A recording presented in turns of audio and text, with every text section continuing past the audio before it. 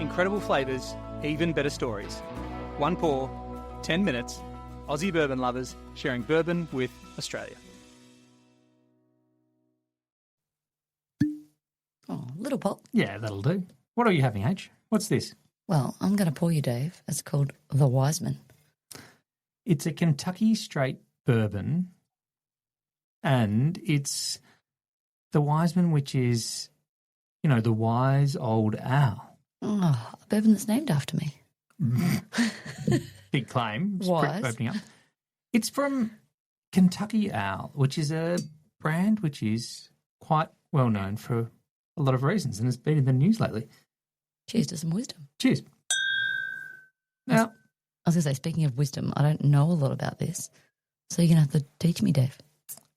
well, let's begin with how old it is. You know, we talk about chicken cock and we talk about cocktails and the idea that there's a lot of birds Yeah. that are kind of like famous, you know, kind of early, kind of pre 1900 or something like that. There was a lot of like kind of birds around, and Kentucky Owl is one of the bird themes. It's because the farmers just used to name their bourbon after Well, isn't farm this, like I think animals. that's what the chicken cock guys are saying, isn't it? Like it's Yeah. like there's you like farm animals, you like birds, so you name them after that. I don't know. Why not?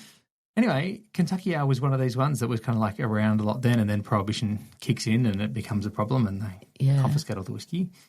And I think the brand goes away for a long time, and then they bring it back. Did they lose the whiskey? Because like, I remember looking on their website and it said something about them taking it away for safekeeping. So I'm like, I know in some places they destroyed it, but taking it away for safekeeping sounds like it ended up somewhere.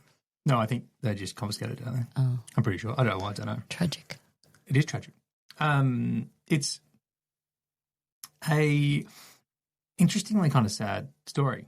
Wait, can I tell you about my first experience of Wiseman first? Yes. And then we'll talk about Is lots this of the- interesting stuff that goes around this Is story. this the first Kentucky Bourbon Festival we went to? Because I remember you were like, come into this tent and taste some of the Wise Owl, Maybe Kentucky Owl. Kentucky Owl, The probably. Kentucky Owl ones. Yeah, I reckon, but that's probably right. Because they probably still are really expensive. Well, they were well and truly out of our budget, so we thought, let's have a taste while we're here. I reckon it's probably, they might have come down a little bit, but it was probably $500 a bottle. Yep. Was like kind of what you would expect to pay for a bottle of Kentucky Owl. Yeah. And then they released this thing called Wiseman, which is like their entry-level version of it. Yep. And at that Kentucky Bourbon Festival, I think they might have been releasing it then, or they just I released it. remember now. Do you remember this story? Yes, you tasted the lineup and they didn't tell you which one was what.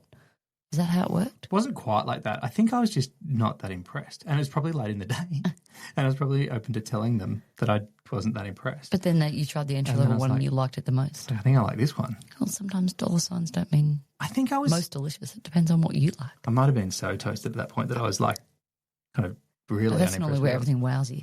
Yeah. Anyway, I really like this one. Anyway, of the lineup, but maybe, I don't know, that's probably more a statement about how I don't know what I'm talking about rather than... No, it's because everyone likes different bourbon, I think. Anyway, so Kentucky Owl, there's like a lot of people who've got all these opinions about Kentucky Owl, right? Yeah. And they kind of, there's like lots of fun stories recently about Kentucky Owl and Tell us some one. stuff they wanted to do. Can I, for people playing at home, if you've got the podcast artwork in front of you, you might be able to see the shape of pyramids on the front of the bottle. But can you see that? There's pyramids there. And I just played you a video. Yeah, and it looks like it's like Egypt on the Nile. There's all these pyramid-shaped buildings along the river. It's beautiful, but There's probably more references to this on the bottle. I mean, the artwork on the bottle is pretty cool. But the architecture is amazing. But what is the architecture of? Well, the pyramids, and then inside What pyramids are they? What do you mean? What pyramids? What pyramids are in? Well, what pyramids are on this bottle? The pyramids of Egypt. No. What pyramids did I just show you in the video? The Kentucky Owl. That's what I said. Kentucky Owl pyramids. Yeah. But they don't exist. That's not real. Don't you know? Oh, I'm sorry. I haven't read. There's a plot twist here. That doesn't exist. This was a render Yeah. of something that was supposed to exist, and it was never built. Yeah, but that's why they've got it on the bottle, because that was the plan. No. That's not Egypt. That's Kentucky. No, That's the I building know. they're going to build. I'm so confused about what you think's happening. I'm saying that it doesn't matter. They've put pyramids on the bottle because isn't that the plan of what they want at the distillery or not? Yeah, they were being optimistic that it was going to work and they were going to do it. But it never happened. Never happened. It never happened. Oh, Wow, see, I'm learning new things. Yeah. And so in 2018, you can still go on the website. I didn't think it would still be there, but you can still go on the website now today. We just And did look at the plan. and watch the video of what in 2018 they said was going to happen. And it never happened. It never happened. Maybe it will, but it's definitely not happening. Because it looks so cool. It's amazing. But at the moment, Kentucky Ale are in so much in so much kind of like business trouble that they're trying to sell the barrels of bourbon, and the what do you call that? An administrator or whatever is saying the value of the barrels of bourbon is not what they're saying it is. Yep. Because they're trying to sell it at a barrel price that they're not going to get the barrel price, whatever it is. Yep. So, but which is very sad for them. That's very, very much a news story. But the bourbon's a delightful pour. I think you can get it in Australia pretty easily. But, I was going to say, do you know the story as to why they wanted to build pyramids? So I think it's all about this thing. They were such an aspirational brand, and it was really expensive bottles of bourbon, and it was really like a kind of, they were really reaching into that thing of like, there's this bourbon boom, and, we can really reach into this idea of making, they talk about the napification of Kentucky, and there's all this thing, but they were probably trying to go for more like a Disneyland thing or something of like, come to this like crazy outrageous thing. Vegas kind of. The first 30 seconds of that video is like a train rolling into a station that's like this unbelievable designer thing, and then you walk through this pyramid that's got a still in the middle of it, and then you go into a rick house and you walk through underneath barrels and stuff, which maybe feels a little bit unsafe. But, didn't look too safe. It's really cool. I'd like to go there. That sounds cool. I'd definitely, if I was in Kentucky, it was there, I'd go. Yeah. But I think the vision of the rick houses was very similar to Bardstown, with the glass on the ends and the. There's a bit of a difference between putting a glass end on a rick house and I know. doing some of the stuff that they've got in those videos. It's pretty amazing. Yeah. But anyway, it never, as far as I know, it never got built. I don't think there's even like the starting of it. But their whiskey has eventuated, so and it's available. Yeah, you can get in it Australia. And it was one of the first. So Bardstown Bourbon Company make their whiskey, and they make the distillate and all that kind of stuff. And it's one of those cool things where Bardstown collaborate with so many cool whiskey brands and stuff. This was one of the first ones where I suppose it could be any version of this, but it was one of those first ones that I tasted Kentucky Ale in my hand, the distillate hot out of the still in my hand, hot off the still kind of thing. It was such a cool experience. That's cool. Yeah, really cool. I think. Yeah. It's a mix of different bourbon. This particular one is a mix of different bourbons, so it's got like, they always say the minimum age statement, all that kind of stuff. They say 4, 5.5, and 8.5 years bourbons in this, but I suppose it all would always change. A butterscotchy, a grainy note. Like, I don't know if those two kind of go together, but I feel like there's a lot of oak on. Like, it feels like there's a fair bit of oakiness, both on the nose and then when you get it in your mouth. But there's definitely oakiness to the mouth, but not to me. The nose is very butterscotch and grain. I'm going to say that silly thing where I say that I feel like it's young. But you say a silly thing. Yeah, I know. Doesn't sound like you do. It definitely is me. But, if you could name a bourbon after any animal, what would you pick? Because you grew up on a farm. Would you go straight to a bird?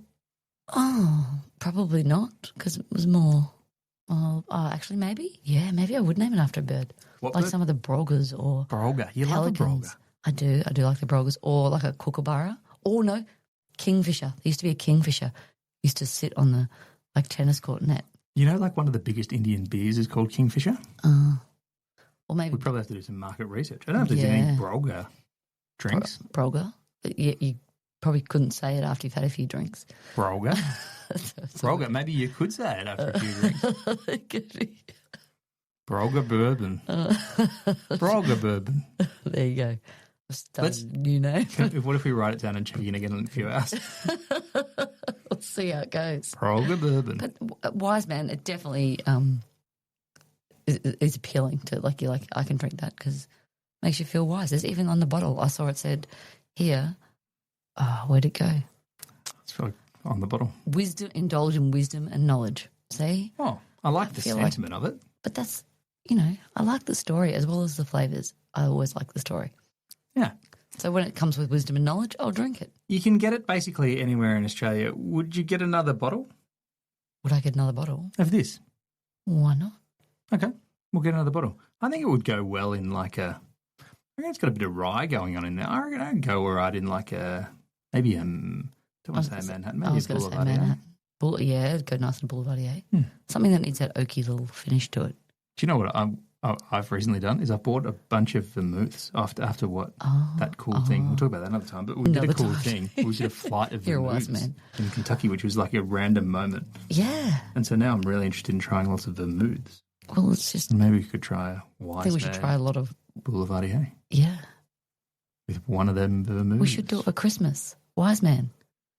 Oh, like on the Epiphany. I could come as a bottle of Wiseman. You could. He's talking about a Christmas fancy party. dress party now. Okay. All right. Well, I'm going to do the wise man thing and wrap up there before this goes. cheers. Cheers. Thanks for listening. Make sure you're connected with us on TikTok, Instagram and YouTube, and stay connected with us by clicking subscribe on your favourite podcast app.